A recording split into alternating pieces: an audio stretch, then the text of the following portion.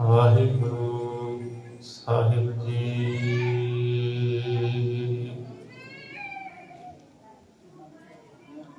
ਪ੍ਰਭ ਦਾਤੋ ਦਾਤਾਰ, ਪਰਿਓ ਜਾਚਕ ਇਕ ਸਰਨਾ। ਮਿਲੈ ਦਾਨ ਸੰਤਰੇਨਾ, ਜਿਹ ਲਗ ਭੋਜਲ ਤਰਨਾ। ਬਿਨਤ ਕਰੋ ਅਰਦਾਸ, ਸੁਨਹੁ ਜੇ ਠਾਕੁਰ ਭਾਵੈ। ਦੇਹੋ ਦਰਸ ਮਨ ਚਾਉ, ਭਗਤ ਇਹੋ ਮਨ ਠਹਿਰਾਵੈ। ਬਲਿਓ ਚਰਾਗ ਅੰਧਿਆਰ ਮਹਿ, ਸਭ ਕਲ ਉਦਰੀ ਇਕ ਨਾਮ ਧਰਮ। ਪ੍ਰਗਟ ਸਗਲ ਹਰ ਭਵਨ ਮਹਿ, ਜਨ ਨਾਨਕ ਗੁਰ ਪਾਰ ਬ੍ਰਹਮ। ਆਦ ਨਿਰੰਜਨ ਹੈ ਗੁਰ ਨਾਨਕ, ਧਾਰ ਕੇ ਮੂਰਤ ਹੈ ਜਗ ਆਇਓ। ਲੋਕ ਸੁਣਿਓ ਪਰਲੋਕ ਸੁਣਿਓ, ਬੇਦ ਲੋਕ ਸੁਣਿਓ ਸਭ ਦਰਸ਼ਨ ਪਾਇਓ। ਸੰਗਤ ਪਾਰਿ ਉਤਾਰਨ ਕੋ, ਗੁਰੂ ਨਾਨਕ ਸਾਹਿਬ ਪੰਥ ਚਲਾਇਓ। ਵਾਹਿਗੁਰੂ ਗੁਰੂ ਨਾਨਕ ਸਾਹਿਬ, ਧਾਰ ਕੇ ਮੂਰਤ ਹੈ ਜਗ ਆਇਓ। ਵਾਹਿਗੁਰੂ ਗੁਰੂ ਨਾਨਕ ਸਾਹਿਬ, ਧਾਰ ਕੇ ਮੂਰਤ ਹੈ ਜਗ ਆਇਓ। ਪਰਮ ਸਤਿਕਾਰਯੋਗ ਜੁਗੋ ਜੁਗ ਅਟਲ ਚਵਰ ਛਤਰ ਤਖਤ ਦੇ ਮਾਲਕ, ਦਸਾਂ ਪਾਤਸ਼ਾਹੀਆਂ ਦੀ ਜੋਤ, ਧੰਨ ਸਤਿਗੁਰੂ ਸ੍ਰੀ ਗੁਰੂ ਗ੍ਰੰਥ ਸਾਹਿਬ ਸੱਚੇ ਪਾਤਸ਼ਾਹ ਜੀ ਦੀ ਪਵਿੱਤਰ ਹਜ਼ੂਰੀ ਦੇ ਅੰਦਰ ਹਾਜ਼ਰੀਆਂ ਭਰ ਰਹੀ ਗੁਰੂ ਰੂਪ ਸਾਧ ਸੰਗਤ ਜੀ, ਸਤਿਗੁਰਾਂ ਦੇ ਪਵਿੱਤਰ ਦਰਬਾਰ ਦੀਆਂ ਹਾਜ਼ਰੀਆਂ ਭਰਦਿਆਂ ਹੋਇਆਂ ਆਪ ਜੀ ਅੰਮ੍ਰਿਤ ਬਾਣੀ ਦਾ ਕੀਰਤਨ ਸਰਵਣ ਕਰ ਰਹੇ ਸੀ। ਧੰਨ ਸਤਿਗੁਰੂ ਸ੍ਰੀ ਗੁਰੂ ਨਾਨਕ ਦੇਵ ਸਾਹਿਬ ਜੀ ਦਾ ਪ੍ਰਕਾਸ਼ ਦਿਹਾੜਾ ਆਪ ਸਰਬੱਤ ਮਾਈ ਭਾਈ ਕੋਲੀਆ ਖੁਰਦ ਦੀਆਂ ਸੰਗਤਾਂ ਬਹੁਤ ਸ਼ਰਧਾ ਭਾਵਨਾਵਾਂ ਦੇ ਨਾਲ ਮਨਾ ਰਹੀ ਹੋ। ਪਰਸੋਂ ਰੋਜ਼ ਤੋਂ ਅੰਮ੍ਰਿਤ ਬਾਣੀ ਦੇ ਪ੍ਰਵਾਹ ਚੱਲ ਰਹੇ ਸਨ, ਜਿਨ੍ਹਾਂ ਦੇ ਭੋਗ ਅੰਮ੍ਰਿਤ ਵੇਲੇ ਪਾਏ ਗਏ ਹੈ। ਆਓ ਕੁਝ ਸਮਾਂ ਗੁਰੂ ਬਾਬਾ ਜੀ ਦੀਆਂ ਸਿਫਤਾਂ ਕਰ ਸਕੀਏ। ਸਭ ਤੋਂ ਪਹਿਲਾਂ ਗੁਰ ਫਤਿਹ ਬੁਲਾਓ। ਆਖੋ ਜੀ ਵਾਹਿਗੁਰੂ ਜੀ ਕਾ ਖਾਲਸਾ, ਵਾਹਿਗੁਰੂ ਜੀ ਕੀ ਫਤਿਹ। ਧੰਨ ਗੁਰੂ ਨਾਨਕ ਦੇਵ ਸੱਚੇ ਪਾਤਸ਼ਾਹ ਜੀ ਦੇ ਪ੍ਰਕਾਸ਼ ਪੁਰਬ ਦੇ ਸੰਬੰਧ ਵਿੱਚ ਭਾਈ ਗੁਰਦਾਸ ਜੀ ਦੀ ਇੱਕ ਪੌੜੀ ਤਕਰੀਬਨ ਹਰ ਸਿੱਖ ਦੀ ਰਸਨਾ ਤੇ ਹੁੰਦੀ ਹੈ। ਸਤਿਗੁਰ ਨਾਨਕ ਪ੍ਰਗਟਿਆ, ਮਿਟੀ ਧੁੰਦ ਜਗ ਚਾਨਣ ਹੋਆ। ਜਿਉ ਕਰ ਸੂਰਜ ਨਿਕਲਿਆ, ਤਾਰੇ ਛਪ ਅੰਧੇਰ ਪਲੋਆ। ਭਾਈ ਗੁਰਦਾਸ ਜੀ ਨੇ ਧੰਨ ਗੁਰੂ ਨਾਨਕ ਦੇਵ ਮਹਾਰਾਜ ਜੀ ਦੇ ਵਾਸਤੇ ਸ਼ਬਦ ਪ੍ਰਗਟਿਆ ਵਰਤਿਆ ਹੈ। ਸਭ ਤੋਂ ਪਹਿਲਾਂ ਇਸ ਸ਼ਬਦ ਦੇ ਸੰਬੰਧੀ ਬੇਨਤੀ ਹੈ, ਪ੍ਰਗਟ ਦਾ ਅਰਥ ਜਨਮ ਨਹੀਂ ਹੁੰਦਾ। ਪ੍ਰਗਟ ਦਾ ਅਰਥ ਹੁੰਦਾ ਹੈ ਜਿਹੜਾ ਪਹਿਲਾਂ ਮੌਜੂਦ ਸੀ ਤੇ ਪ੍ਰਤੱਖ ਰੂਪ ਦੇ ਵਿੱਚ ਹੁਣ ਸਾਡੇ ਸਾਹਮਣੇ ਆਇਆ ਹੈ। ਗੁਰੂ ਨਾਨਕ ਦੇਵ ਸੱਚੇ ਪਾਤਸ਼ਾਹ ਜੀ ਪ੍ਰਗਟ ਹੋਏ ਨੇ, ਜਨਮ ਨਹੀਂ ਹੋਇਆ। ਆਪ ਨਾਰਾਇਣ ਕਲਾ ਧਾਰ ਜਗ ਮਹਿ ਪਰਵਰਿਓ, ਨਿਰੰਕਾਰ ਆਕਾਰ ਜੋਤ ਜਗ ਮੰਡਲ ਕਰਿਓ। ਆਪ ਨਾਰਾਇਣ ਪਰਮੇਸ਼ਰ ਆਪ ਸੰਸਾਰ ਦੇ ਵਿੱਚ ਆਇਆ ਤੇ ਪਰਮੇਸ਼ਰ ਕਦੇ ਜੂਨਾਂ ਦੇ ਵਿੱਚ ਨਹੀਂ ਆਉਂਦਾ। ਸਹਿਬ ਬਚਨ ਕਰਦੇ ਨੇ, ਸੋ ਮੁਖ ਜਲੋ ਜਿਤ ਕਹਿ ਠਾਕੁਰ ਜੋਨੀ। ਉਹ ਮੂੰਹ ਸੜ ਜਾਏ ਜਿਹੜਾ ਇਹ ਗੱਲ ਕਹਿੰਦਾ ਹੈ ਕਿ ਰੱਬ ਜੂਨਾਂ ਵਿੱਚ ਆਉਂਦਾ ਹੈ, ਨਹੀਂ। ਤੇ ਫਿਰ ਅਸੀਂ ਜਦੋਂ ਗੁਰੂ ਨਾਨਕ ਸਾਹਿਬ ਜੀ ਦੀ ਸਿਫਤ ਦੇ ਵਿੱਚ ਭੱਟਾਂ ਦੇ ਸਵਈਏ ਪੜ੍ਹਦੇ ਹਾਂ, ਸਵਈਏ ਮਹੱਲੇ ਪਹਿਲੇ ਤੇ ਭੱਟ ਸਾਹਿਬਾਨ ਕਹਿੰਦੇ ਨੇ ਗੁਰੂ ਨਾਨਕ ਦੇਵ ਸਾਹਿਬ ਜੀ ਨੂੰ ਸਾਰੇ ਗਾ ਰਹੇ ਨੇ। ਉੱਥੇ ਉਹਨਾਂ ਗਿਣਤੀ ਬਹੁਤ ਜਿਹੜੇ ਬੰਦਗੀ ਕਰਨ ਵਾਲੇ ਸਿੱਧ ਸਾਧਕ ਸਾਰਿਆਂ ਦੀ ਕੀਤੀ ਹੈ। ਇੱਕ ਮਨ ਪੁਰਖ ਧਿਆਏ ਵਰਦਾਤਾ, ਸੰਤ ਸਹਾਰ ਸਦਾ ਵਿਖਿਆਤਾ। ਤਾਸ ਚਰਨ ਲੈ ਹਿਰਦੈ ਬਸਾਵੋ, ਤੋ ਪਰਮ ਗੁਰੂ ਨਾਨਕ ਗੁਣ ਗਾਵੋ। ਗਾਵੋ ਗੁਣ ਪਰਮ ਗੁਰੂ ਸੁਖ ਸਾਗਰ, ਦੁਰਤ ਨਿਵਾਰਨ ਸ਼ਬਦ ਸਰੇ। ਗਾਵਹਿ ਗੰਭੀਰ ਧੀਰ ਮਤ ਸਾਗਰ, ਜੋਗੀ ਜੰਗਮ ਧਿਆਨ ਧਰੇ। ਗਾਵਹਿ ਇੰਦਰਾਦ ਭਗਤ ਪ੍ਰਹਿਲਾਦਕ, ਆਤਮ ਰਸ ਜਿਨ ਜਾਣਿਓ। ਕਬ ਕਲ ਸੁਜਸ ਗਾਵੋ ਗੁਰ ਨਾਨਕ, ਰਾਜ ਜੋਗ ਜਿਨ ਮਾਣਿਓ। ਇੰਦਰ ਦੀ ਗੱਲ ਆਈ, ਭਗਤ ਪ੍ਰਹਿਲਾਦ ਦੀ ਗੱਲ ਆਈ। ਭੱਟ ਸਾਹਿਬਾਨ ਕਹਿੰਦੇ ਗੁਰੂ ਨਾਨਕ ਸਾਹਿਬ ਜੀ ਨੂੰ ਭਗਤ ਪ੍ਰਹਿਲਾਦ ਵੀ ਗਾ ਰਿਹਾ ਹੈ। ਤੇ ਜੇ ਅਸੀਂ ਇਤਿਹਾਸਕ ਤੌਰ ਤੇ ਵੇਖਾਂਗੇ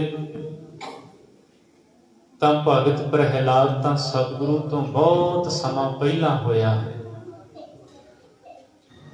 ਗੁਰੂ ਨਾਨਕ ਸਾਹਿਬ ਸੱਚੇ ਪਾਤਸ਼ਾਹ ਜੀ ਈਸਵੀ ਸਨ 1469 ਨੂੰ ਪ੍ਰਗਟ ਹੋਏ ਤੇ ਪ੍ਰਹਿਲਾਦ ਤਾਂ ਬਹੁਤ ਸਮਾਂ ਪਹਿਲਾਂ ਹੋਇਆ। ਪ੍ਰਹਿਲਾਦ ਨੇ ਕਿਵੇਂ ਗੁਰੂ ਨਾਨਕ ਨੂੰ ਗਾ ਲਿਆ, ਜਦੋਂ ਕਿ ਉਦੋਂ ਗੁਰੂ ਨਾਨਕ ਦੇਵ ਸਾਹਿਬ ਮੌਜੂਦ ਹੀ ਨਹੀਂ ਸਨ। ਇਹ ਇਤਿਹਾਸਕ ਪੱਖ ਸਾਹਮਣੇ ਰੱਖ ਰਹੇ ਹਾਂ। ਪ੍ਰਹਿਲਾਦ ਨੇ ਗੁਰੂ ਨਾਨਕ ਸਾਹਿਬ ਜੀ ਨੂੰ ਗਾਇਆ, ਇਹਦਾ ਮਤਲਬ ਗੁਰੂ ਨਾਨਕ ਦੇਵ ਸਾਹਿਬ ਜੀ ਪਹਿਲਾਂ ਵੀ ਸੀ ਪਰ ਪਹਿਲਾਂ ਪ੍ਰਗਟ ਨਹੀਂ ਸਨ। ਆਪ ਅਕਾਲ ਪੁਰਖ ਹਨ ਧੰਨ ਗੁਰੂ ਨਾਨਕ ਦੇਵ ਸਾਹਿਬ ਜੀ, ਪਰ ਪ੍ਰਗਟ 1469 ਨੂੰ ਹੋਏ। ਇਸ ਗੱਲ ਨੂੰ ਸਮਝਣਾ ਹੋਵੇ ਤਾਂ ਇਉਂ ਸਮਝ ਲਈਏ ਜਿਵੇਂ ਧਰਤੀ ਦੇ ਵਿੱਚ ਪਾਣੀ ਮੌਜੂਦ ਹੈ ਪਰ ਹਰ ਥਾਂ ਤੇ ਪਾਣੀ ਪ੍ਰਗਟ ਨਹੀਂ। ਜਦੋਂ ਅਸੀਂ ਖੂਹ ਪੁੱਟਦੇ ਹਾਂ ਜਾਂ ਅੱਜ ਦੇ ਜ਼ਮਾਨੇ ਵਿੱਚ ਬੋਰ ਇਤਿਆਦਿ ਕਰਦੇ ਹਾਂ, ਨਲਕਾ ਲੱਗਦਾ ਹੈ, ਪਾਣੀ ਤਾਂ ਹੈ ਧਰਤੀ ਵਿੱਚ ਪਰ ਪ੍ਰਗਟ ਨਹੀਂ। ਖੂਹ ਰਾਹੀਂ, ਨਲਕੇ ਰਾਹੀਂ, ਅੱਜ ਕੱਲ ਮੱਛੀ ਮੋਟਰਾਂ ਰਾਹੀਂ ਪਾਣੀ ਪ੍ਰਗਟ ਹੁੰਦਾ ਹੈ ਧਰਤੀ ਦੇ ਵਿੱਚੋਂ।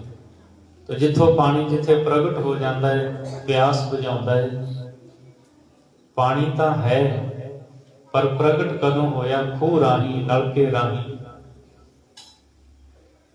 ਪਾਣੀ ਤਾਂ ਹਵਾ ਦੇ ਵਿੱਚ ਵੀ ਮੌਜੂਦ ਹੈ,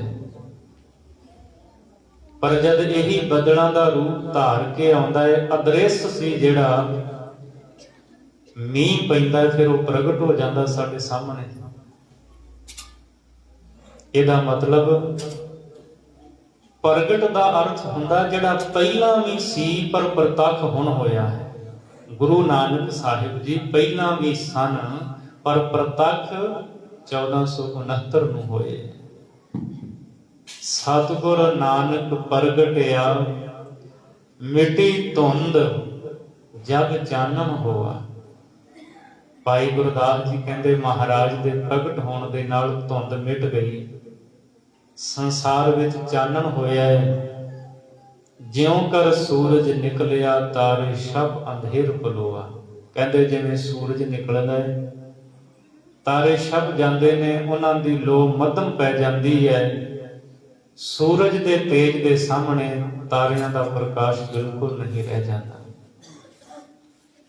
ਧੁੰਦ ਜਿਹੜੇ ਪਖੰਡ ਕਰਨ ਵਾਲੇ ਲੋਕ ਸਨ, ਦੰਭੀ ਸਨ, ਸਤਿਗੁਰੂ ਪਾਤਸ਼ਾਹ ਜੀ ਨੇ ਉਹਨਾਂ ਦੇ ਦੰਭ ਸੰਸਾਰ ਦੇ ਵਿੱਚ ਉਜਾਗਰ ਕਰਕੇ ਉਹਨਾਂ ਨੂੰ ਪ੍ਰੇਮਾ ਭਗਤੀ ਦਾ ਰਾਹ ਵਿਖਾਇਆ। ਤੇ ਹਨੇਰਾ ਜਿਹੜੇ ਬਿਲਕੁਲ ਅਗਿਆਨੀ ਲੋਕ ਸੀ, ਜਿਨ੍ਹਾਂ ਨੂੰ ਕੁਛ ਨਹੀਂ ਸੀ ਪਤਾ, ਉਹਨਾਂ ਨੂੰ ਵੀ ਮਹਾਰਾਜ ਨੇ ਸਿੱਖਿਆ ਬਖਸ਼ੀ, ਸ਼ਬਦ ਦੇ ਨਾਲ ਜੋੜਿਆ, ਸਤਨਾਮ ਦਾ ਮੰਤਰ ਦ੍ਰਿੜ ਕਰਵਾਇਆ। ਨਮਸਕਾਰ ਗੁਰਦੇਵ ਕੋ ਸਤਨਾਮ ਜਿਨ ਮੰਤਰ ਦ੍ਰਿੜਾਇਆ। ਭਾਈ ਗੁਰਦਾਸ ਜੀ ਕਹਿੰਦੇ, ਗੁਰੂ ਨਾਨਕ ਸਾਹਿਬ ਸੱਚੇ ਪਾਤਸ਼ਾਹ ਜੀ ਹਜੂਰ ਨੂੰ ਹਰ ਤਰ੍ਹਾਂ ਦੇ, ਹਰ ਮਤ ਮਤਾਂਤਰ ਦੇ ਲੋਕ ਮਿਲੇ, ਅਗਿਆਨੀ ਵੀ ਮਿਲੇ, ਰਾਜੇ ਵੀ ਮਿਲੇ, ਧਰਮੀ ਵੀ ਮਿਲੇ, ਧਰਮ ਦਾ ਲਿਬਾਸ ਪਹਿਨ ਕੇ ਪਖੰਡ ਕਰਨ ਵਾਲੇ ਵੀ ਮਿਲੇ, ਕਿਰਤੀ ਵੀ ਮਿਲੇ, ਜ਼ਾਲਮ ਵੀ ਮਿਲੇ। ਜਿੱਥੇ ਜਿੱਥੇ ਗੁਰੂ ਬਾਬਾ ਜੀ ਗਏ, ਜਦ ਵਿਚਾਰ ਵਟਾਂਦਰਾ ਕੀਤਾ, ਸਤਿਗੁਰੂ ਦੀਆਂ ਰਹਿਮਤਾਂ ਤੋਂ ਜਾਣੂ ਹੋਏ, ਤਾਂ ਮਹਾਰਾਜ ਦੇ ਅੱਗੇ ਝੁਕ ਗਏ, ਸੀਸ ਨਿਵਾਇਆ। ਇੱਥੋਂ ਤੱਕ ਭਾਈ ਗੁਰਦਾਸ ਜੀ ਲਿਖਦੇ ਨੇ, ਸਿੱਧਾਂ ਨੂੰ ਵੀ ਗੁਰੂ ਨਾਨਕ ਸਾਹਿਬ ਜੀ ਦੇ ਅੱਗੇ ਝੁਕਣਾ ਪਿਆ। ਉਹਨਾਂ ਨੂੰ ਕਹਿਣਾ ਪਿਆ, ਸਿੱਧ ਬੋਲਨ ਸ਼ੁਭ ਬਚਨ, ਧੰਨ ਨਾਨਕ ਤੇਰੀ ਵੱਡੀ ਕਮਾਈ। ਸੱਚੇ ਪਾਤਸ਼ਾਹ, ਤੁਹਾਡੀ ਘਾਲਣਾ, ਤੁਹਾਡੀ ਕਮਾਈ ਬਹੁਤ ਵੱਡੀ ਹੈ। ਸਾਡਾ ਸੀਸ ਤੁਹਾਡੇ ਚਰਨਾਂ ਵਿੱਚ ਝੁਕਦਾ ਹੈ। ਬਾਬੇ ਕੀਤੀ ਸਿੱਧ ਗੋਸ਼ਟ, ਸ਼ਬਦ ਸ਼ਾਂਤ ਸਿੱਧਾਂ ਵਿੱਚ ਆਈ। ਗੁਰੂ ਜੀ ਤੋਂ ਸ਼ਬਦ ਸੁਣ ਕੇ ਸਿੱਧਾਂ ਦੇ ਵਿੱਚ ਵੀ ਸ਼ਾਂਤੀ ਆ ਗਈ। ਉਹਨਾਂ ਦੇ ਵੀ ਸੜਦੇ ਭੁੱਜਦੇ ਮਨ ਸ਼ਾਂਤੀ ਨੂੰ ਪ੍ਰਾਪਤ ਹੋ ਗਏ। ਗੁਰੂ ਕੇ ਬਚਨ ਹੀ ਐਸੇ ਹਨ, ਮਨ ਨੂੰ ਟਿਕਾ ਦਿੰਦੇ ਹੈ, ਸਕੂਨ ਬਖਸ਼ਦੇ ਹੈ। ਧੰਨ ਗੁਰੂ ਨਾਨਕ ਦੇਵ ਸੱਚੇ ਪਾਤਸ਼ਾਹ ਜੀ ਹਜੂਰ ਦਾ ਪ੍ਰਕਾਸ਼ ਬਿਕਰਮੀ ਸੰਮਤ 1526 ਨੂੰ ਕੱਤਕ ਮਹੀਨੇ ਦੀ ਕੱਤਕ ਦੀ ਪੂਰਨਮਾਸ਼ੀ, ਕੱਤਕ ਦੀ ਪੂਰਨਮਾਸ਼ੀ ਦੀ ਰਾਤ ਨੂੰ ਭਾਈ ਸੰਤੋਖ ਸਿੰਘ ਜੀ ਲਿਖਦੇ, 2 ਪਹਿਰ ਰਾਤ ਲੰਘ ਚੁੱਕੀ ਸੀ, ਘੜੀ ਸਮਾਂ ਉੱਪਰ ਬਤੀਤ ਸੀ, ਜਦ ਤਲਵੰਡੀ ਦੀ ਧਰਤੀ ਤੇ ਰਾਏ ਭੋਏ ਦੀ ਤਲਵੰਡੀ ਵਿਖੇ ਮਾਤਾ ਤ੍ਰਿਪਤਾ ਦੀ ਕੁੱਖ ਤੋਂ ਬਾਬਾ ਕਾਲੂ ਜੀ ਦੇ ਗ੍ਰਹਿ ਵਿਖੇ ਹਜੂਰ ਦਾ ਪ੍ਰਕਾਸ਼ ਹੋਇਆ। ਤੇ ਕਵੀ ਜੀ ਨਾਲ ਇਹ ਸ਼ਬਦ ਲਿਖਦੇ ਨੇ, 8 ਮੂੰਹਾਂ ਦੀਵਾ ਜਗਦਾ ਸੀ, ਉਹਦੀ ਲੋ ਵੀ ਮੱਧਮ ਪੈ ਗਈ। ਜਿਵੇਂ ਚੜ੍ਹਦੇ ਬਾਲ ਸੂਰਜ ਦੇ ਸਾਹਮਣੇ ਸਭ ਕੁਝ ਮੱਧਮ ਪੈ ਜਾਂਦਾ ਹੈ। ਗੁਰੂ ਨਾਨਕ ਸਾਹਿਬ ਜੀ ਪ੍ਰਗਟ ਹੋਏ, ਘਰ ਵਿੱਚ ਖੁਸ਼ੀਆਂ ਮਨਾਈਆਂ, ਤੇ ਸਭ ਤੋਂ ਪਹਿਲਾ ਦੀਦਾਰ ਦੌਲਤਾਂ ਦਾਈ ਨੇ ਕੀਤਾ ਹਜੂਰ ਦਾ। ਅਸੀਂ ਜਦ ਗੁਰੂ ਗ੍ਰੰਥ ਸਾਹਿਬ ਜੀ ਦੀ ਬਾਣੀ ਪੜ੍ਹਦੇ ਹਾਂ ਤੇ ਸਤਿਗੁਰਾਂ ਦੀਆਂ ਸਿਫਤਾਂ ਪੜ੍ਹੋ ਬਾਣੀ ਦੇ ਵਿੱਚੋਂ, ਮਹਾਰਾਜ ਜੀ ਕਹਿੰਦੇ, ਜਿਨ੍ਹਾਂ ਨੇ ਗੁਰੂ ਨਾਨਕ ਦੇਵ ਜੀ ਦੇ ਦਰਸ਼ਨ ਕੀਤੇ,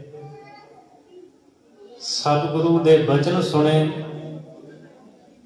ਤੇ ਸਤਿਗੁਰੂ ਨੂੰ ਸਪਰਸ਼ ਕੀਤਾ, ਉਹਨਾਂ ਦਾ ਜੰਮਣ ਮਰਨ ਕੱਟਿਆ ਗਿਆ। ਮੈਂ ਮੂਰਖ ਕੀ ਕੇਤਕ ਬਾਤ ਹੈ, ਕੋਟ ਬਰਾਦੀ ਤਰਿਆ ਰੇ, ਗੁਰ ਨਾਨਕ ਜਿਨ ਸੁਣਿਆ ਵੇਖਿਆ, ਸੇ ਫਿਰ ਗਰਭਾਸ ਨਾ ਪਰਿਆ ਰੇ।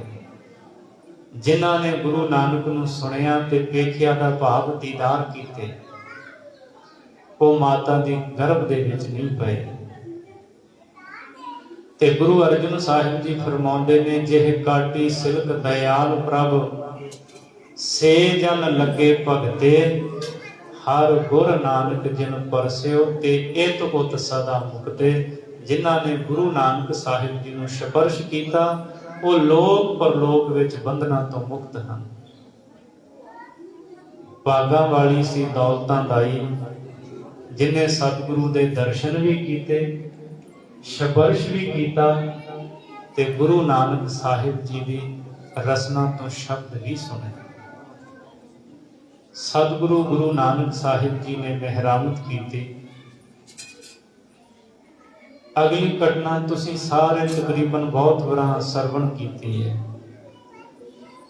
ਜੋ ਜੋ ਕੁਝ ਦੌਲਤਾਂ ਦਾਈ ਨੇ ਪੰਡਤ ਹਰਦਿਆਲ ਨੂੰ ਦੱਸਿਆ, ਕੁਝ ਦਿਨ ਪਹਿਲਾਂ ਇੱਥੇ ਅੰਮ੍ਰਿਤ ਵੇਲੇ ਵਿਚਾਰਾਂ ਹੁੰਦੀਆਂ ਰਹੀਆਂ, ਤੁਸੀਂ ਇਤਿਹਾਸ ਸਾਰਾ ਸਰਵਣ ਕੀਤਾ ਹੈ।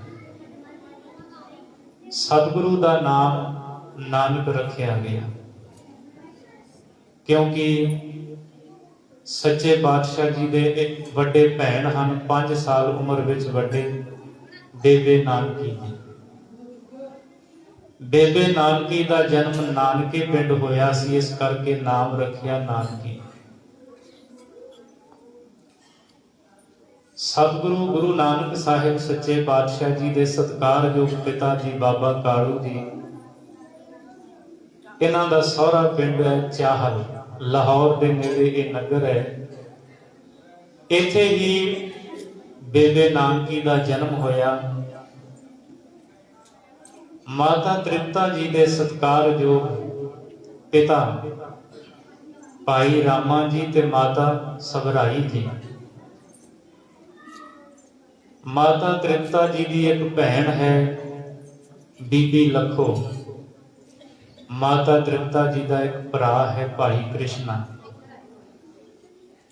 ਸਾਡੀ ਤਵਾਰੀਖ ਕਹਿੰਦੀ ਹੈ ਕਿ ਤਲਵੰਡੀ ਦੇ ਵਿੱਚ ਇੱਕ ਵਾਰ ਗੁਰੂ ਨਾਨਕ ਦੇਵ ਮਹਾਰਾਜ ਜੀ ਦੇ ਮਾਸੀ ਬੀਬੀ ਲੱਖੋ ਜੀ ਜਦ ਆਪਣੀ ਭੈਣ ਤ੍ਰਿਪਤਾ ਨੂੰ ਮਿਲਣ ਆਏ, ਗੁਰੂ ਨਾਨਕ ਸਾਹਿਬ ਸੱਚੇ ਪਾਤਸ਼ਾਹ ਨੂੰ ਵੇਖਿਆ। ਦਿਆਲੂ ਸੁਭਾਅ ਸੀ, ਕਿਸੇ ਗਰੀਬ ਨੂੰ ਵੇਖਣਾ ਵਸਤਰ ਦੇ ਆਉਣੇ, ਕਿਸੇ ਨੂੰ ਧਨ ਦੇ ਆਉਣਾ।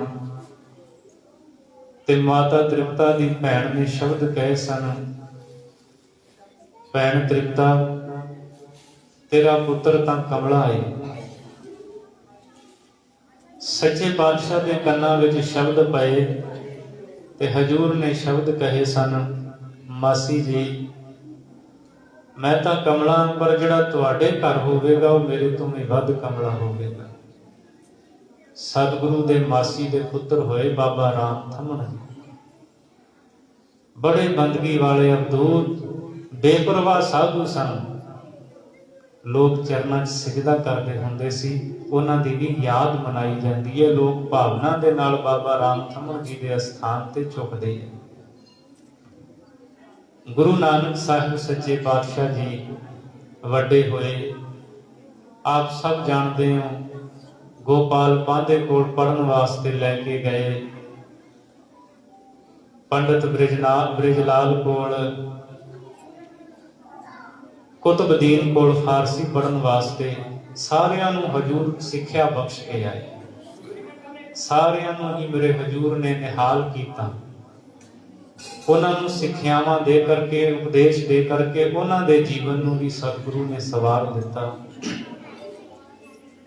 ਗੁਰੂ ਨਾਨਕ ਦੇਵ ਸਾਹਿਬ ਜੀ ਦੇ ਵੱਡੇ ਭੈਣ ਬੇਬੇ ਨਾਨਕੀ। ਬੇਬੇ ਨਾਨਕੀ ਜੀ ਦਾ ਵਿਆਹ ਸੁਲਤਾਨਪੁਰ ਹੋਇਆ,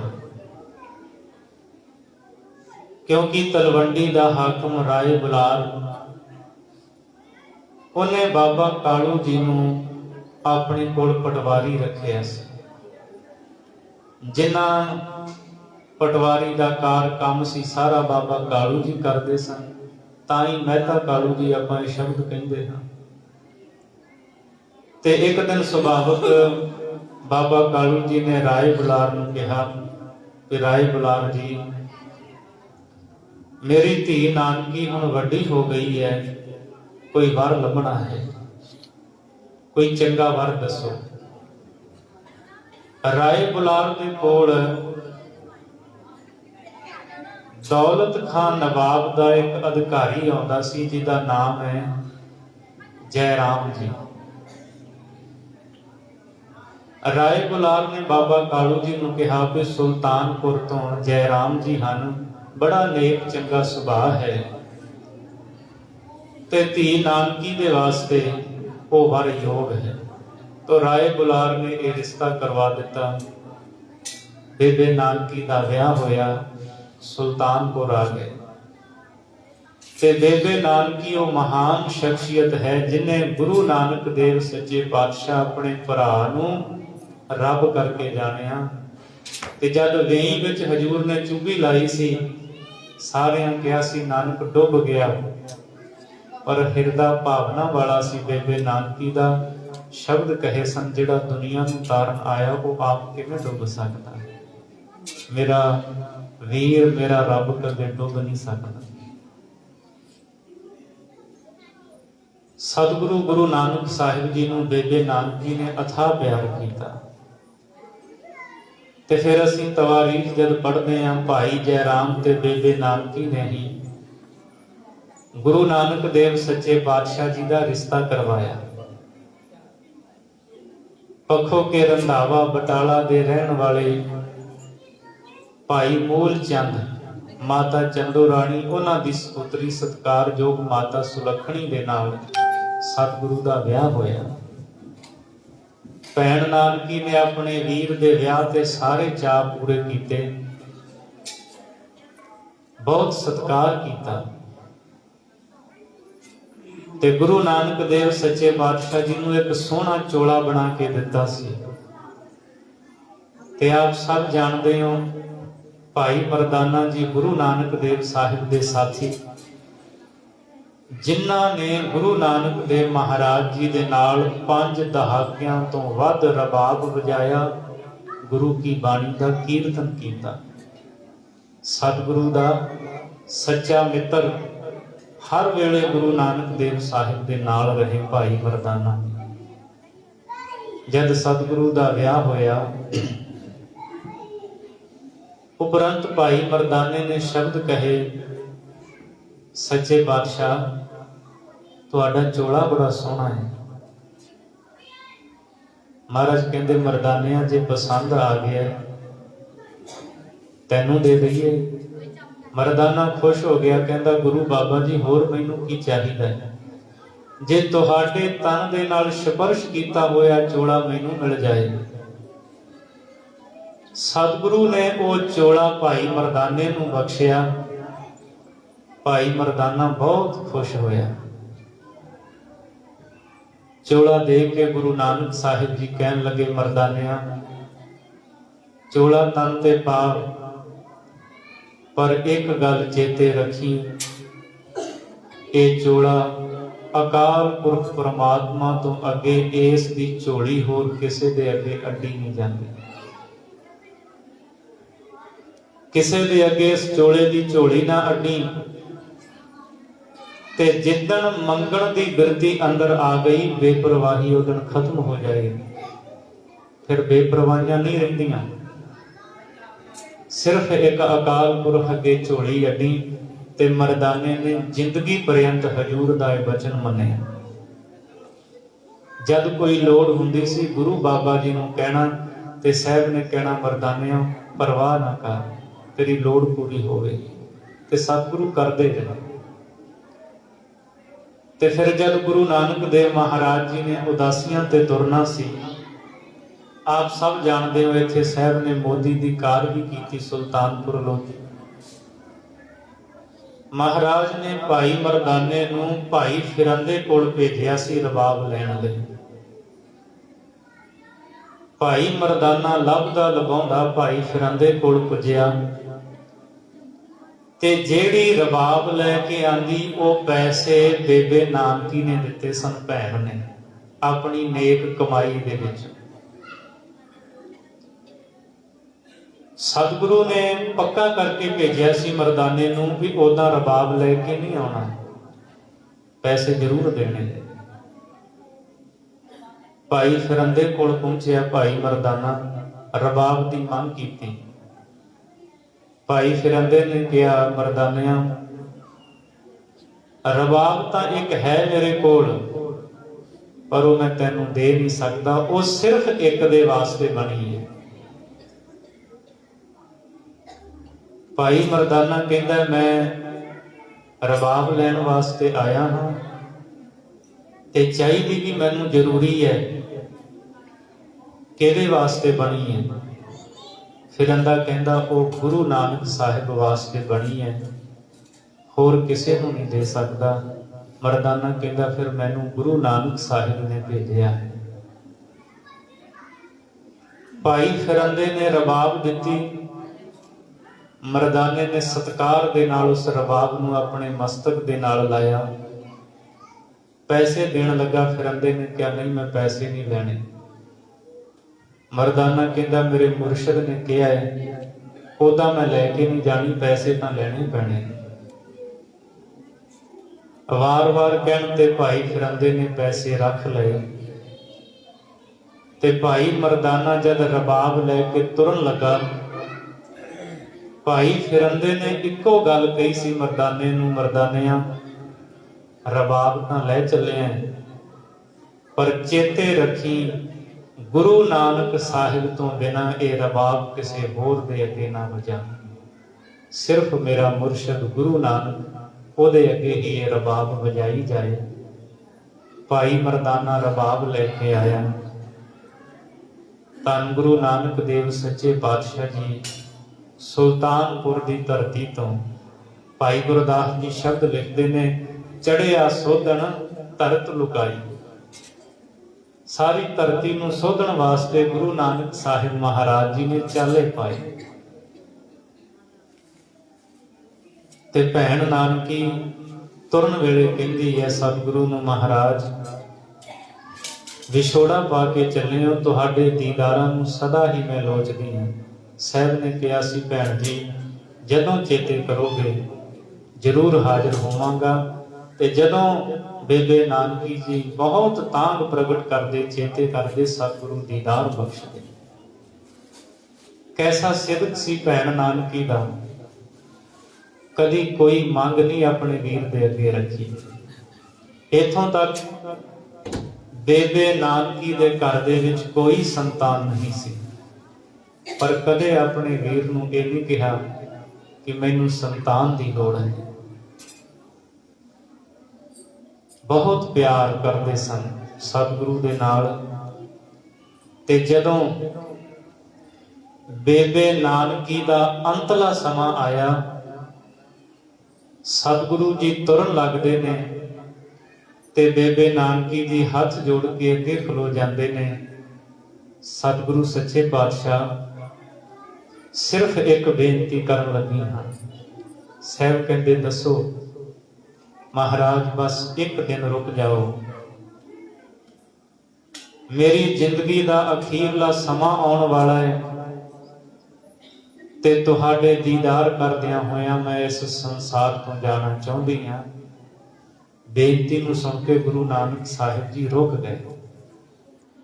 साहिब रुके, बेबे नानकी जी अकाल चलाना कर गए। धन गुरु नानक देव साहिब जी ने अपने हथी अपनी भैन बेबे नानकी का अंतिम संस्कार किया। भाई जयराम जी का सुल्तानपुर की धरती ते गुरु नानक देव साहिब महाराज जी ने 4 उदासियां कीतियां। वख-वख धर्म के धर्म स्थानां ते गए, वख-वख मतां मतांतरां दे लोकां नूं मिले, उपदेश दिता, निहाल किया। भाई गुरदास जी ने शब्द लिखे ने, गुरु बाबा जी मक्के भी गए, मदीने भी गए, बगदाद अरब फेरी पाई है साहिब जी ने।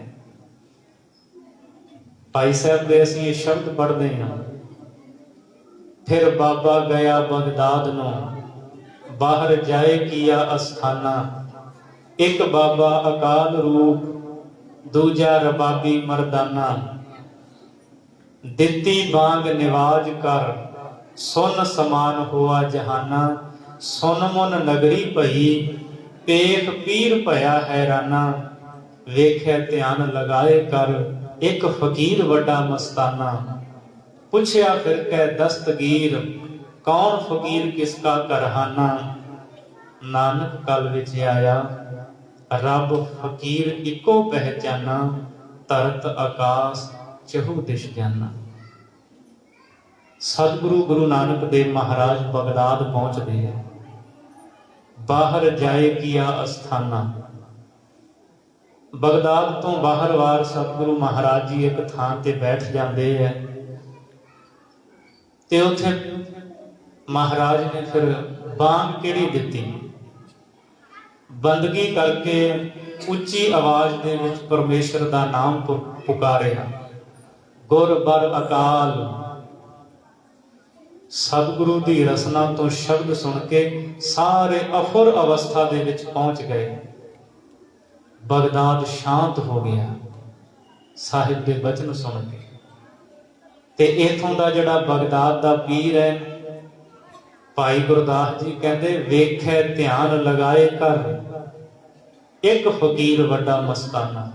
ਉਹ ਮਿਲਿਆ ਨਹੀਂ ਅਜੇ, ਉਹਨੇ ਧਿਆਨ ਲਾ ਕੇ ਵੇਖਿਆ, ਉਹ ਵੀ ਪਹੁੰਚਿਆ ਹੋਇਆ ਸੀ। ਧਿਆਨ ਲਾ ਕੇ ਵੇਖਿਆ ਕਿ ਕੋਈ ਬੇਪਰਵਾਹ ਫਕੀਰ ਹੈ, ਕਿਸੇ ਦੀ ਪਰਵਾਹ ਨਹੀਂ।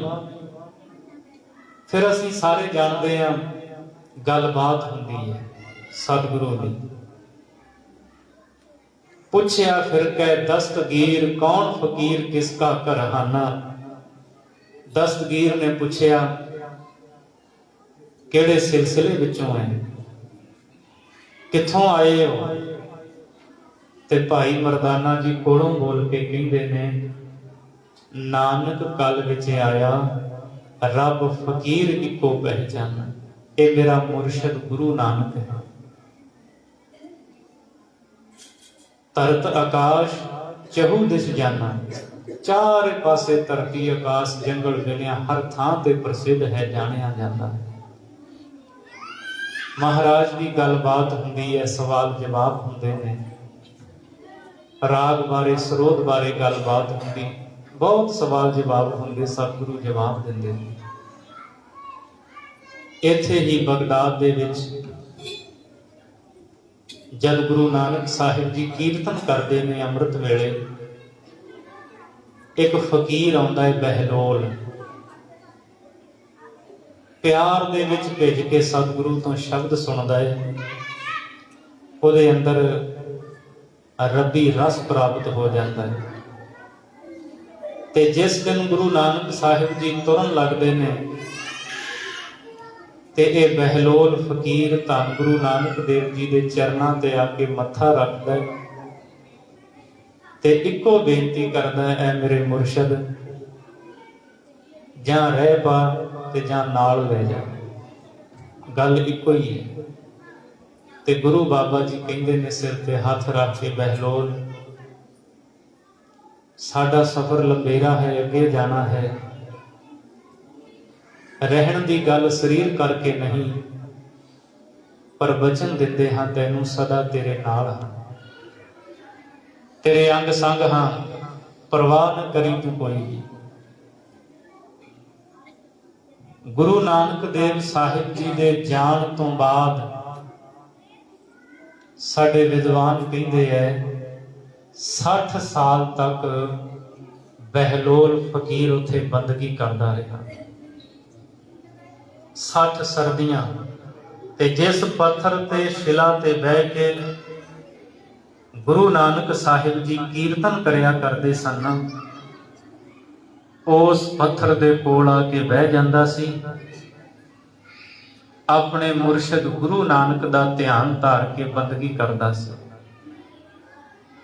60 ਸਾਲ ਬੰਦਗੀ ਕੀਤੀ ਤੇ ਇੱਥੇ ਹੀ ਬਹਿਲੋਲ ਨੂੰ ਬੰਦਗੀ ਕਰਦਿਆਂ ਜਦ ਇੱਥੋਂ ਦਾ ਹਾਕਮ ਆ ਕੇ ਮਿਲਦਾ ਹੈ ਤੇ ਬਹਿਲੋਲ ਨੂੰ ਕਹਿੰਦਾ ਕੁਝ ਮੰਗ, ਤੇ ਬਹਿਲੋਲ ਚੁੱਪ ਹੋ ਜਾਂਦਾ ਹੈ।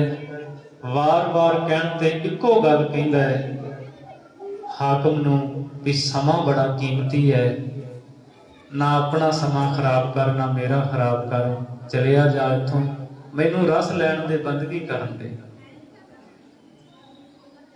ਉਹਦੇ ਜਾਣ ਤੋਂ ਬਾਅਦ ਜਿਹੜੇ ਉਹਦੇ ਚੇਲੇ ਸੀ, ਮੁਰੀਦ ਸੀ, ਬਹਿਲੋਲ ਨੂੰ ਕਹਿੰਦੇ ਵੀ ਆਪਣਾ ਜਿਹੜਾ ਆ ਬੰਦਗੀ ਵਾਲਾ ਥਾਂ, ਇਹਦੀ ਛਾਤੀ ਮੰਗ ਲੈਂਦੇ, ਉਹ ਛੱਤ ਪਵਾ ਦਿੰਦਾ ਹੱਕ।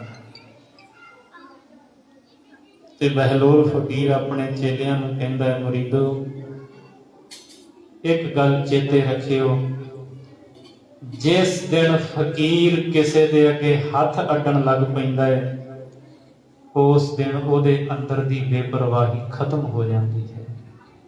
ਤੁਸੀਂ ਵੇਖਿਆ ਜਦ ਹਾਕਮ ਆਇਆ ਮੈਂ ਕਿਵੇਂ ਬੈਠਾ ਸੀ, ਕਹਿੰਦੇ ਬੇਪਰਵਾਹ ਲੱਤਾਂ ਪਸਾਰ ਕੇ, ਕਹਿੰਦੇ ਫਿਰ ਲੱਤਾਂ ਵੀ ਪਸਾਰੀਆਂ ਜਾਂਦੀਆਂ। ਜਦ ਹੱਥ ਕਿਸੇ ਦੇ ਅੱਗੇ, ਹਾਕਮ ਦੇ ਅੱਗੇ ਅੱਗੇ ਜਾਂਦੇ ਨੇ ਨਾ, ਬੇਪਰਵਾਹੀ ਖਤਮ ਹੋ ਜਾਂਦੀ ਹੈ। ਐਸਾ ਫਕੀਰ ਸੀ। ਗੁਰੂ ਨਾਨਕ ਦੇਵ ਮਹਾਰਾਜ ਜੀ ਨੇ ਬਗਦਾਦ ਅਰਬ ਦੀ ਇਸ ਫੇਰੀ ਵਿੱਚ ਇੱਕ ਨਹੀਂ ਅਨੇਕਾਂ ਨੂੰ ਨਿਹਾਲ ਕੀਤਾ। ਮੈਂ ਤੁਹਾਡੇ ਨਾਲ ਹਜੂਰ ਦੀ ਇਸ ਫੇਰੀ ਦੇ ਦੌਰਾਨ ਉਦਾਸੀ ਦੇ ਵਿੱਚ ਜੋ ਇੱਕ ਖਾਸ ਘਟਨਾ ਹੈ ਉਹ ਸਾਂਝੀ ਕਰਨੀ ਹੈ। ਕੰਵਰ ਅਜੀਤ ਸਿੰਘ ਉਹਨਾਂ ਦੀ ਇੱਕ ਕਿਤਾਬ ਸੰਪਾਦਿਤ ਕੀਤੀ ਹੋਈ ਹੈ, ਬਾਬੇ ਦੀ ਬਗਦਾਦ ਫੇਰੀ। ਬਹੁਤੇ ਇਤਿਹਾਸਕਾਰਾਂ ਨੇ ਇਸ ਦਾ ਜ਼ਿਕਰ ਨਹੀਂ ਕੀਤਾ। ਇਹ ਤਾਜਦੀਨ ਦੀ ਲਿਖੀ ਹੋਈ ਹੈ ਤੇ ਤਾਜਦੀਨ ਉਸ ਸਫ਼ਰ ਦੇ ਵਿੱਚ ਗੁਰੂ ਨਾਨਕ ਸਾਹਿਬ ਦੇ ਨਾਲ ਸੀ। ਮਹਾਰਾਜ ਕਿੱਥੇ ਗਏ, ਕੀ ਗੱਲਬਾਤ ਹੋਈ, ਤਾਜਦੀਨ ਨੇ ਉਹ ਆਪਣੀ ਡਾਇਰੀ ਦੇ ਵਿੱਚ ਸਾਰਾ ਜ਼ਿਕਰ ਕੀਤਾ ਹੈ।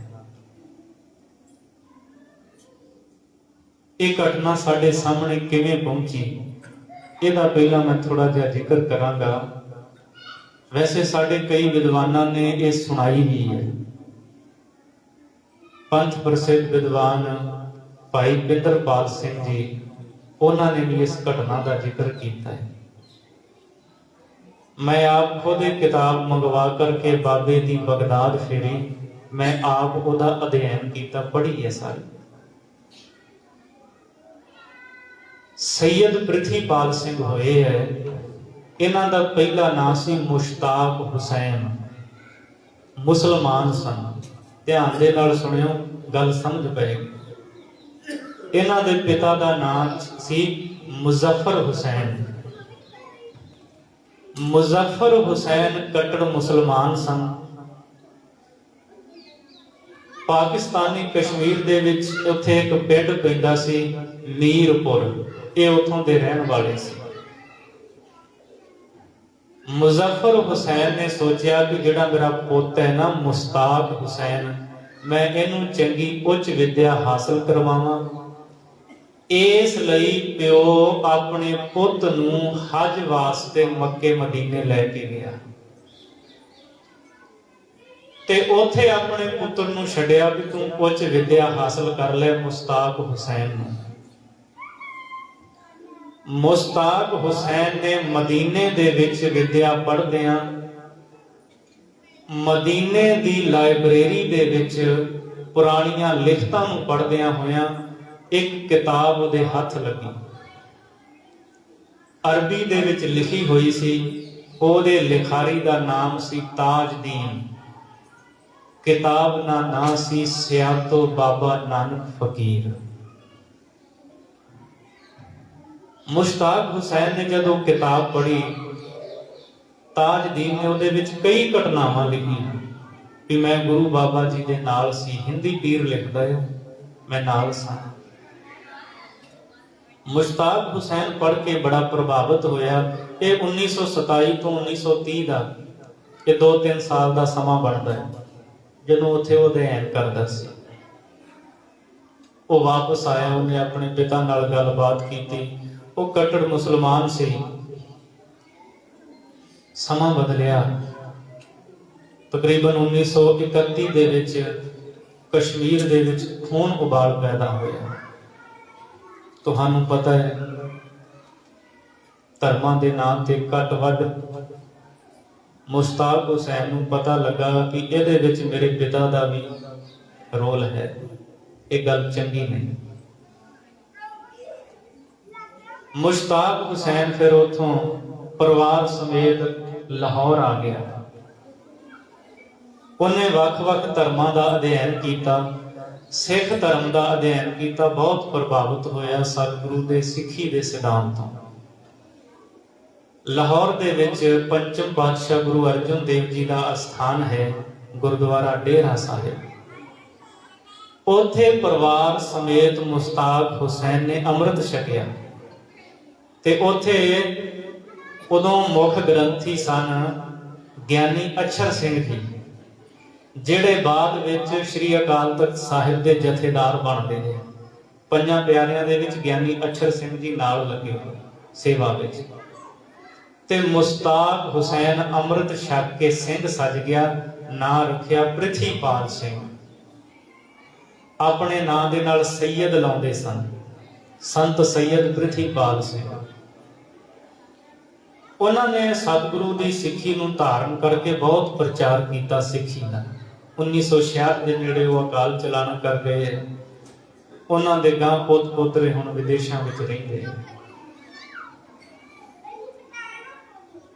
ਸੰਤ ਪ੍ਰਿਥੀਪਾਲ ਸੈਯਦ ਹੁਣਾਂ ਨੇ ਜਦੋਂ ਉਹ ਮਦੀਨੇ ਦੇ ਵਿੱਚ ਪੜ੍ਹਦੇ ਸਨ, ਤਾਜ ਦੀਨ ਦੀ ਲਿਖੀ ਕਿਤਾਬ ਦੇ ਵਿੱਚੋਂ ਕੁਝ ਘਟਨਾਵਾਂ ਨੋਟ ਕਰਕੇ ਲਿਆਂਦੀਆਂ। ਤਾਜ ਦੀਨ ਲਿਖਦਾ ਹੈ, ਮਹਾਰਾਜ ਜਦੋਂ ਕਿਰਤਾਰਥ ਕਰਦੇ ਨੇ, ਨਿਹਾਲ ਕਰਦੇ ਨੇ ਕਿ ਮੈਂ ਹਿੰਦੀ ਪੀਰ ਦੇ ਨਾਲ, ਗੁਰੂ ਬਾਬਾ ਜੀ ਦੇ ਨਾਲ ਸੀ। ਕਹਿੰਦਾ ਗੁਰੂ ਬਾਬਾ ਜੀ ਕੀਰਤਨ ਕਰਦੇ ਨੇ, ਅਸੀਂ ਕੀਰਤਨ ਸੁਣਦੇ ਹਾਂ, ਸਾਨੂੰ ਰਸ ਆਉਂਦਾ ਸੀ। ਤੇ ਉੱਥੇ ਲਿਖਦਾ ਹੈ ਕਿ ਮਹਾਰਾਜ ਦੇ ਇਸ ਸਫ਼ਰ ਦੇ ਦੌਰਾਨ ਉਹ ਇੱਕ ਘਟਨਾ ਲਿਖਦਾ ਹੈ। ਮਹਾਰਾਜ ਕੀਰਤਨ ਕਰਦੇ ਹੈ ਅੰਮ੍ਰਿਤ ਵੇਲੇ, ਤਾਰਿਆਂ ਦੀ ਛਾਂ ਦੇ ਵਿੱਚ, ਬਿਲਕੁਲ ਮੌਸਮ ਟਿਕਿਆ ਹੋਇਆ ਹੁੰਦਾ ਹੈ, ਵਾਤਾਵਰਨ ਸ਼ਾਂਤ। ਕੁਝ ਲੋਕ ਆਉਂਦੇ ਨੇ, ਸਮਾਧੀਆਂ ਲਾ ਕਰਕੇ ਬੈਠ ਜਾਂਦੇ ਨੇ, ਗੁਰੂ ਬਾਬਾ ਜੀ ਦੀ ਰਸਨਾ ਤੋਂ ਸ਼ਬਦ ਸੁਣ ਕੇ ਅਫੁਰ ਅਵਸਥਾ ਵਿੱਚ ਪਹੁੰਚ ਜਾਂਦੇ ਹੈ। ਉਹ ਲਿਖਦਾ ਹੈ ਇਹਨਾਂ ਕੀਰਤਨ ਸੁਣਨ ਵਾਲਿਆਂ ਦੇ ਵਿੱਚ ਇੱਕ ਬੀਬੀ, ਮੁਸਲਮਾਨ ਬੀਬੀ ਆਉਂਦੀ ਹੈ। ਉਹ ਹਿੰਦੀ ਪੀਰ ਤੋਂ ਕੀਰਤਨ ਸੁਣਦੀ ਹੈ, ਪਿੱਛੇ ਬੈਠ ਜਾਂਦੀ ਹੈ, ਕੀਰਤਨ ਦਾ ਰਸ ਲੈਂਦੀ ਹੈ, ਫਿਰ ਘਰੇ ਚਲੇ ਜਾਂਦੀ ਹੈ, ਫਿਰ ਅਗਲੇ ਦਿਨ ਆ ਜਾਂਦੀ ਹੈ। ਬੈਠ ਕੇ ਹਿਜਾਬ ਮੁਖ ਢਕਿਆ ਹੋਇਆ ਪੜਦਾ ਹੈ, ਕੀਰਤਨ ਸੁਣ ਕੇ ਚਲੇ ਜਾਂਦੀ। ਉਹਦਾ ਨਾਮ ਲਿਖਿਆ ਉਹਨੇ ਸਲਮਾ, ਉਸ ਬੀਬੀ ਦਾ ਨਾਮ ਸੀ ਸਲਮਾ। ਹੁਣ ਧਿਆਨ ਨਾਲ ਸੁਣਿਓ, ਗੁਰੂ ਨਾਨਕ ਸਾਹਿਬ ਜੀ ਕਿਵੇਂ ਕਿਰਪਾ ਕਰਦੇ ਨੇ, ਤੁਹਾਡੇ ਸਾਰਿਆਂ ਦੇ ਸਮਝ ਵਿੱਚ ਪਏਗੀ ਇਹ ਸਾਖੀ, ਇਹ ਘਟਨਾ। ਮਹਾਰਾਜ ਤੋਂ ਕੀਰਤਨ ਸੁਣਦਿਆਂ ਸੁਣਦਿਆਂ ਬੀਬੀ ਸਲਮਾ ਉਹ ਰੱਬ ਦੇ ਬਿਲਕੁਲ ਨੇੜੇ ਹੋ ਗਏ। ਤੇ ਸਲਮਾ ਦੇ ਘਰ ਵਾਲੇ ਦਾ ਨਾਮ ਹੈ ਗੁਲਾਮ ਯਾਇਆ। ਉਹ ਵਪਾਰੀ ਸੀ, ਬਾਹਰ ਵਪਾਰ ਕਰਨ ਜਾਂਦਾ ਸੀ।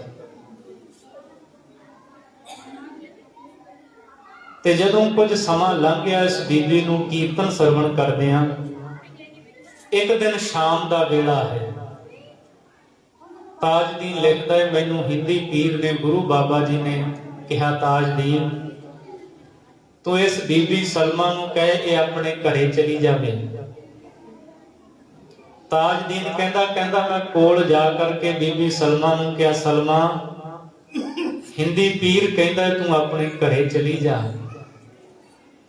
ਸਲਮਾ ਉੱਠਦੀ ਹੈ, ਬਹੁਤ ਸ਼ਰਧਾ ਦੇ ਨਾਲ ਉੱਠ ਕੇ ਗੁਰੂ ਨਾਨਕ ਸਾਹਿਬ ਦੇ ਚਰਨਾਂ ਤੇ ਮੱਥਾ ਟੇਕਦੀ ਹੈ। ਸੱਚੇ ਪਾਤਸ਼ਾਹ ਸਿਰ ਤੇ ਹੱਥ ਰੱਖਦੇ ਨੇ ਗੁਰੂ ਨਾਨਕ ਸਾਹਿਬ ਜੀ, ਤੇ ਜਦ ਗੁਰੂ ਸਿਰ ਤੇ ਹੱਥ ਰੱਖ ਦੇਵੇ ਫਿਰ ਕੀ ਰਹਿਮਤਾਂ ਵਰਤਦੀਆਂ ਸੀ। ਬਾਣੀ ਪੜ੍ਹਦੇ ਆ ਨਾ, ਸਮਰੱਥ ਗੁਰੂ ਸਿਰ ਹੱਥ ਧਰਿਓ, ਗੁਰ ਕੀਨੀ ਕਿਰਪਾ ਹਰ ਨਾਮ ਦਿਓ, ਜਿਸ ਦੇਖ ਚਰਨ ਅਗਨ ਹਰਿਓ। ਸਾਰੇ ਪਾਪ ਦਗਧ ਕਰਕੇ ਰੱਖ ਦਿੰਦਾ ਗੁਰੂ ਇੱਕ ਖਿੰਦ ਦੇ ਵਿੱਚ। ਕਰ ਹੁਕਮ ਮਸਤਕ ਹੱਥ ਧਰ, विचों मार कढ़ियां बुराइयां, सारियां बुराइयां गुरु दूर कर देंदा है। महाराज ने सिर ते हाथ रखिया, उन्होंने त्रैकाल की सोझी हो गई।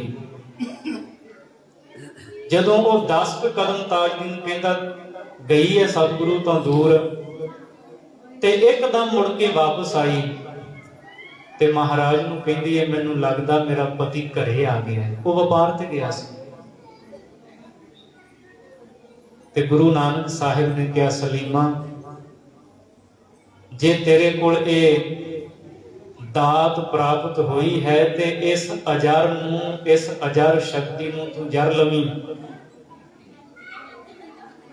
तू किते डोलेंगी नहीं, तू घरे जा। सलीमा अपने घरे गई। अगे घरे उहदा खावंद उहदा पति आया सी ते ओहदे जाण तो पहला लोकां ने ओहदे पति गुलाम याया नूं ਇਹ ਗੱਲਾਂ ਕਹੀਆਂ ਸੀ, ਤੂੰ ਬਾਹਰ ਵਪਾਰ ਕਰਦਾ ਫਿਰਦਾ ਹੈ, ਘਰ ਵਾਲੀ ਤੇਰੀ ਉੱਥੇ ਪੀਰਾਂ ਕੋਲ ਸਰੋਧ ਸੁਣਦੀ ਹੈ, ਉਹ ਉੱਥੇ ਜਾਂਦੀ ਹੈ। ਬੜੀਆਂ ਗੱਲਾਂ ਵਧਾ ਚੜਾ ਕੇ ਕਹੀਆਂ। ਉਹ ਪੂਰਾ ਗੁੱਸੇ ਦੇ ਨਾਲ ਲਾਲ ਪੀਲਾ ਹੋਇਆ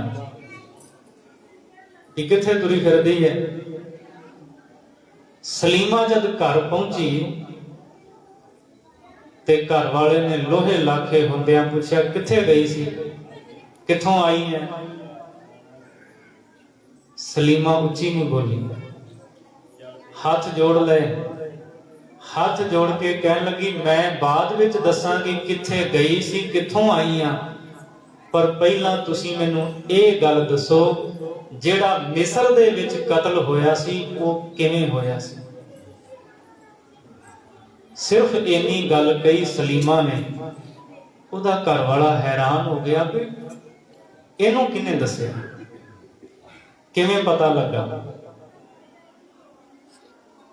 ਫਿਰ ਦੂਜੀ ਗੱਲ ਕਹਿੰਦੀ ਹੈ ਸਲੀਮਾ, ਕਹਿੰਦੀ ਤੁਸੀਂ ਘਰੇ ਆਏ, ਤੁਹਾਡੇ ਤੋਂ ਕਤਲ ਹੋਇਆ, ਮੈਨੂੰ ਨਹੀਂ ਦੱਸਿਆ ਤੁਸੀਂ ਘਰੇ ਆਏ, ਪੈਸੇ ਲੈ ਕੇ ਚਲੇ ਗਏ, ਦੱਸੋ ਉਹ ਪੈਸਿਆਂ ਦੇ ਨਾਲ ਕੇਸ ਰਫਾ ਦਫਾ ਹੋ ਗਿਆ ਸੀ, सर गया सी उन्हां पैसियां दे नाल। जद ये गल्लां सलीमा ने कहियां उहदा घर वाला ठंडा पै गया कि गल तां कोई जरूर है। बैठ गया घरे, सलीमा सामने बह गई उहदी घर वाली। पुछण ते दसिया उन्हें अपनी घर वाली सलीमा नूं, कहंदा सलीमा गल ये हुई जदों मैं मिस्र दे विच सी,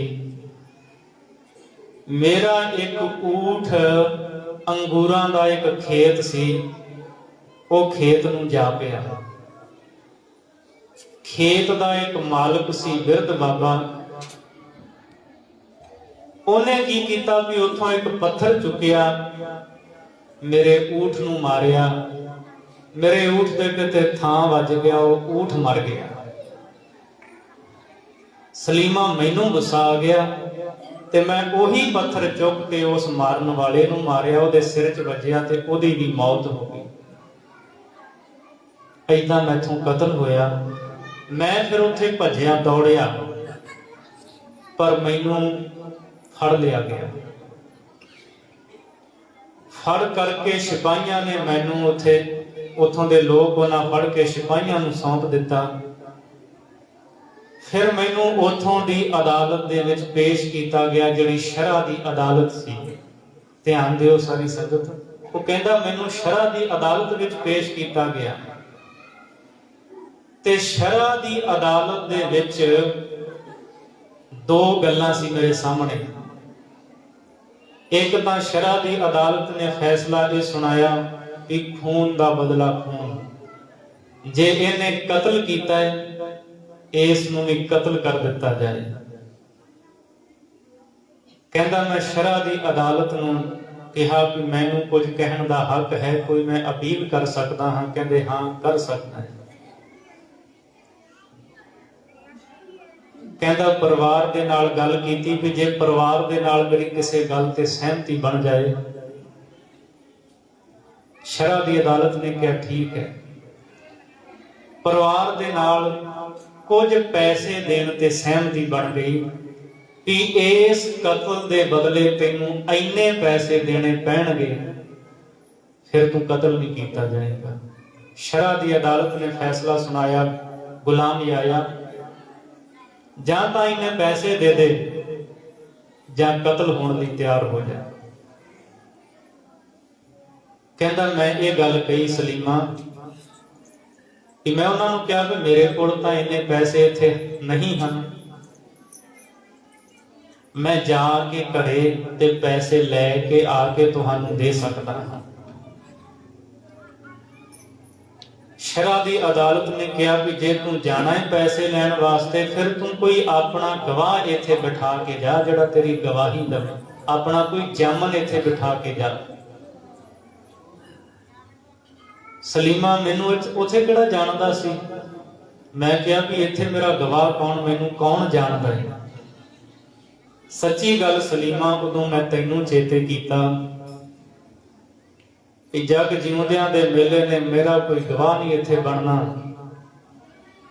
घर वाली मेरी पिछे है, मैनू कतल कर दिता जाना। मैं तैनू चेते कीता उदों। जदों मैं तैनू चेते कीता उस वेले उथे एक फकीर आया, ਉਹਦੇ ਮੋਢੇ ਤੇ ਪਰਨਾ ਸੀ, ਸਾਬਤ ਸੂਰਤ ਸੀ ਉਹ ਫਕੀਰ। ਉਸ ਫਕੀਰ ਨੇ ਆ ਕੇ ਮੇਰੇ ਮੋਢਿਆਂ ਤੇ ਹੱਥ ਰੱਖਿਆ ਤੇ ਮੋਢਿਆਂ ਤੇ ਹੱਥ ਰੱਖ ਕੇ ਕਹਿੰਦਾ, ਗੁਲਾਮ ਆਇਆ ਤੂੰ ਫਿਕਰ ਨਾ ਕਰ, ਤੇਰੀ ਜਾਮਨੀ ਮੈਂ ਭਰਦਾ ਹਾਂ, ਤੂੰ ਜਾ ਆਪਣੇ ਘਰ ਪੈਸੇ ਲੈ ਕੇ ਆ, ਮੈਂ ਇੱਥੇ ਬੈਠਾ ਹਾਂ।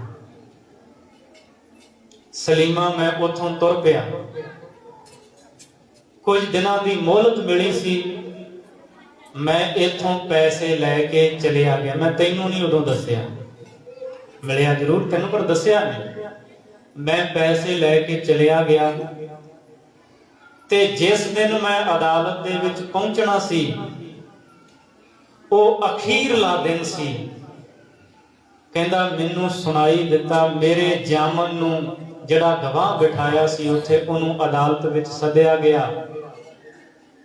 ते अदालत मेरे गवाह नू कह रही सी, तू जिस दी गवाही भरी है वो बंदा नहीं आया, तेरा जामन मुकर गया है ते तू ओदे बदले कतल होने वास्ते तैयार हो जा। सलीमा जिहड़ा मेरा गवाह सी ना, उत्थे अदालत विच वो शब्द कह रहा सी अदालत नू कि जिस दी गवाही मैं भर देवां वो बंदा कदे मुकरदा नहीं हुंदा। अखीरला बिल्कुल समा कहंदा मैं अदालत विच पुज्जिया, रूबरू हो गया उत्थे काजियां दे। वो गवाह बाहर निकल गया अदालत तो, कहंदा मैं सारे पैसे सलीमा उत्थे अदालत नूं दिते, उन्हां गां परिवार नूं जो करना सी कीता। मैथों जिहड़ा मिस्र दे विच कतल होया सी ओहदा नवेड़ा हो गया। मैं जद शरअ दी अदालत विचों बाहर निकलिया, उत्थे लोकां दी भीड़ सी। मैं पूछया कि जिहड़ा मेरा गवाह सी वो कित्थे है। वो सारे लोकां ने कहा कि वो भाई तेरा ही कोई बंदा सी, असीं तां उहनूं जाणदे नहीं, वो कौन सी, तेरा आदमी सी कोई, उन्हें गवाही दी चलिया गया। सलीमा चुप करके सुनती रही है सारी कहानी। गुरु नानक दे चरनां दा ध्यान सी सलीमा दे अंदर, सतगुरु नूं चेते कर रही सी। उहदियां अखां वैराग दे विच भरियां होईयां सन सलीमा दीयां। गुलाम आया कहंदा सलीमा मैनू वो जिहड़ा गवाह सी ना, मैनू चेते है उहदी शक्ल किहो जी सी, सूरत किहो जी सी। सलीमा ने सुनिया। उस तो बाद उन्हें रोटी पानी पुछी, कुछ खाण नूं दिता गुलाम आया नूं, उन्हें खाधा। ते फिर गुलाम आया पुछदा तैनू किने दसिया। सलीमा कहंदी मैनू दसना तां किसने सी, बस जिन्हां ने तैनूं कहा सी ना तेरी घरवाली उत्थे पीर कोल सरोद सुनदी है, उत्तों कीर्तन सुनदी है, मैनूं तां उत्थों पता लगा। गुलाम याया हैरान सी। चलो समा लंघिया, रात लंघी। सलीमा कहन लगी अपने खावंद नूं कि तुसीं मेरे आचरण ते मेरे ते भरोसा करके एक बार उस पीर दे दर्शन जरूर कर लो, उथे चले चले। ताजदीन जिहड़ा लिखण वाला ना लिखारी, वो लिखदा कहंदा अगले दिन सलीमा ते उहदा घर वाला दोवें आए। कहंदे मैं वेखिया अज दोवें आए ने। अमृत वेला सी। हिंदी पीर गुरु बाबा जी अमृत वेले हनेरे विच गा रहे सन। तारियां दा चंदोआ तणिया होया सी। गाउंदियां गाउंदियां लो लग गई। सलीमा ते उहदा घर वाला आए, मत्था टेक के पिछे बह गए। जदों पूरा चानण होया ना, दिन चढ़िया, सलीमा दा घर वाला गुलाम याया एकदम उठिया ते मोढे तो फड़ के सलीमा नूं कहन लगा, सलीमा ओही फकीर है, ओही जामन है ਜਿਹੜਾ ਮੈਨੂੰ ਮਿਸਰ ਦੇ ਵਿੱਚ ਮੌਤ ਦੇ ਮੂੰਹ ਦੇ ਵਿੱਚੋਂ ਬਚਾ ਕੇ ਲੈ ਕੇ ਆਇਆ ਹੈ। ਮੈਂ ਪਛਾਣਦਾ ਇਸ ਦੇ ਚਿਹਰੇ ਨੂੰ, ਇਹ ਉਹੀ ਫਕੀਰ ਹੈ। ਬਲੇ ਸੋਨਿਹਾਲ ਜਿਨੇ ਮੈਨੂੰ ਉੱਥੇ ਮਿਸਰ ਦੇ ਵਿੱਚ ਬਚਾਇਆ। ਦੌੜਦਾ ਹੋਇਆ ਗੁਲਾਮ ਆਇਆ, ਗੁਰੂ ਨਾਨਕ ਸਾਹਿਬ ਦੇ ਚਰਨਾਂ ਤੇ ਉਹਨੇ ਮੱਥਾ ਰੱਖ ਦਿੱਤਾ। ਉਹ ਸਿਰ ਨਾ ਚੁੱਕੇ ਮਹਾਰਾਜ ਉਠਾਉਂਦੇ ਨੇ। सच्चे बादशाह ने सिर ते हाथ रखिया ते गुलाम याया नूं कहा सी, गुलाम याया तेरी घरवाली ये सलीमा इत्थे आउंदी रही, कीर्तन सुनदी रही, अकाल दीयां सिफतां सुनदी रही, ते जिहड़ा अकाल दीयां सिफतां सुनदा, बाणी सुनदा है, मैं लोक परलोक दे विच उहदे नाल हुंदा, हर थां ते उहदा सहाई हुंदा। ਅਸੀਂ ਸਤਿਗੁਰੂ ਦੀ ਬਾਣੀ ਪੜ੍ਹਦੇ ਹਾਂ, ਜੈਸਾ ਸਤਿਗੁਰ ਸੁਣੀਂਦਾ ਤੈਸੋ ਹੀ ਮੈਂ ਡੀਠ, ਵਿਛੜਿਆ ਮੇਲੇ ਪ੍ਰਭੂ ਹਰ ਦਰਗਹ ਕਾ ਵਸੀਠ। ਉਹ ਦਰਗਾਹ ਦਾ ਵਸੀਠ ਵਕੀਲ ਹੈ, ਗਵਾਹੀ ਦਿੰਦਾ ਹੈ, ਮਾਲਕ ਦੇ ਦਰ ਤੇ ਸੁਰਖਰੂ ਕਰਾ ਦਿੰਦਾ ਹੈ। ਗੁਰੂ ਨਾਨਕ ਸਾਹਿਬ ਨੂੰ ਕਦੇ ਵਿਅਕਤੀ ਕਰਕੇ ਨਾ ਜਾਣੋ। ਸਾਹਿਬ ਦੀ ਬਾਣੀ ਕਹਿੰਦੀ ਮਾਨੁਖ ਕਾ ਕਰ ਰੂਪ ਨਾ ਜਾਣ। तू ਉਹਨੂੰ ਆਮ ਬੰਦਾ ਸਮਝਦਾ ਹੈ ਤੇ ਸੱਚੀ ਗੱਲ ਹੈ। ਸਾਡੇ ਪ੍ਰਚਾਰਕ ਵੀ ਨਾ ਕਈ ਕਰਦੇ ਕਿ ਗੁਰੂ ਬਾਬਾ ਜੀ ਨੇ ਇੰਨੀ ਉਮਰ ਦੇ ਵਿੱਚ ਇੰਨੀ ਵਿਦਿਆ ਪੜ੍ਹਨੀ, ਸਾਡੇ ਬੱਚੇ ਕਿੱਥੇ ਨੇ? ਤੁਸੀਂ ਮੁਕਾਬਲਾ ਕਿਉਂ ਕਰਦੇ ਆ ਇਸ ਚੀਜ਼ ਦਾ? ਚੰਗੀ ਗੱਲ, ਬੱਚਿਆਂ ਨੂੰ ਵਿਦਿਆ ਦਿਓ, ਪੜ੍ਹਾਓ ਲਿਖਾਓ, ਪਰ ਗੁਰੂ ਬਾਬੇ ਦੇ ਨਾਲ ਮੁਕਾਬਲਾ ਨਹੀਂ ਹੋ ਸਕਦਾ। ਉਹ ਆਪ ਨੇ ਇੱਕ ਬਾਬਾ ਅਕਾਲ ਰੂਪ, दूजा रबाबी मर्दाना। बाबा अकाल स्वरूप आप है, आप अकाल है, वो मनुख नहीं, आम व्यक्ति नहीं। ते जेड़े गुरु नानक साहब दे चरनां दे भौरे बन जाते हैं, सतगुरु उन्हां नूं लोक परलोक दे विच किरतार्थ कर दिंदे ने, निहाल कर दिंदे ने। सतगुरु मेहरामत करन। असीं गुरु नानक साहिब जी दे शब्द दे नाल सतगुरु दे चरनां दे नाल जुड़ीए। ते भाई गुरदास दे ये शब्द नानक गल विच आया, रब फकीर इको पहचाना, धरत आकाश चहु दिस जाना। सतगुरु मेहर करन। मेरे पासों बोलदियां होइयां बेअंत भुल्लां हो गईयां होणगीयां। समा भी काफ़ी हो गया है। आप संगतां ने एकाग्रता बख्शी है। जे किसी ने एक घटना पढ़नी होवे, बाबे दी बगदाद फेरी, वो पढ़ ले। मेरे को PDF भी वो है, पढ़ सकता है। क्योंकि कई बार हुंदा असीं जदों सुणाउने आ ये गल कित्थों पढ़ी, ये कोलों ही कही जाते हैं, ऐदां नहीं, इस तरह नहीं है कोई भी गल। गुरु ग्रंथ साहिब जी की बाणी तो, इतिहास तो बाहरी एक भी गल नहीं है। सतगुरु कृपा करन असीं गुरु चरनां दे नाल जुड़ीए।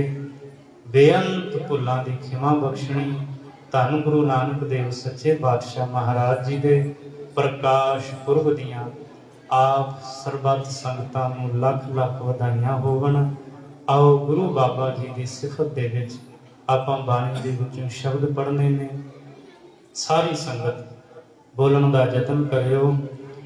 ਗਿਆਨ ਧਿਆਨ ਕਿਛ ਕਰਮ ਨ ਜਾਣਾ, ਗਿਆਨ ਧਿਆਨ ਕਿਛ ਕਰਮ ਨ ਜਾਣਾ, ਗਿਆਨ ਧਿਆਨ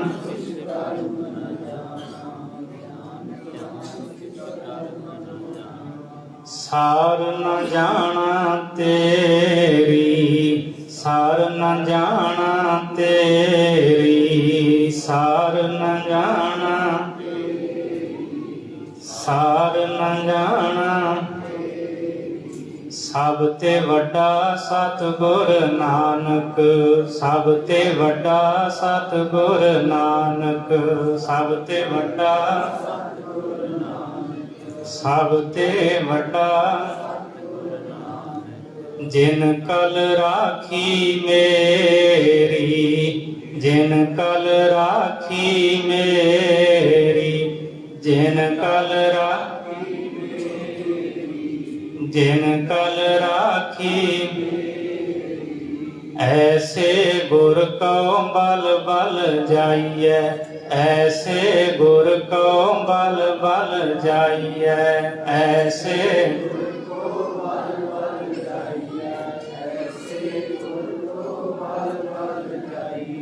ਆਪ ਮੁਕਤ ਮੋਹਿ ਤਾਰੈ, ਆਪ ਮੁਕਤ ਮੋਹਿ ਤਾਰੈ, ਆਪ ਮੁਕਤ ਮੋਹਿ, ਆਪ ਮੁਕਤ ਮੋਹਿ। ਐਸੇ ਗੁਰ ਕਉ ਬਲ ਬਲ ਜਾਈਐ, ਐਸੇ ਗੁਰ ਕਉ ਬਲ ਬਲ ਜਾਈਐ, ਐਸੇ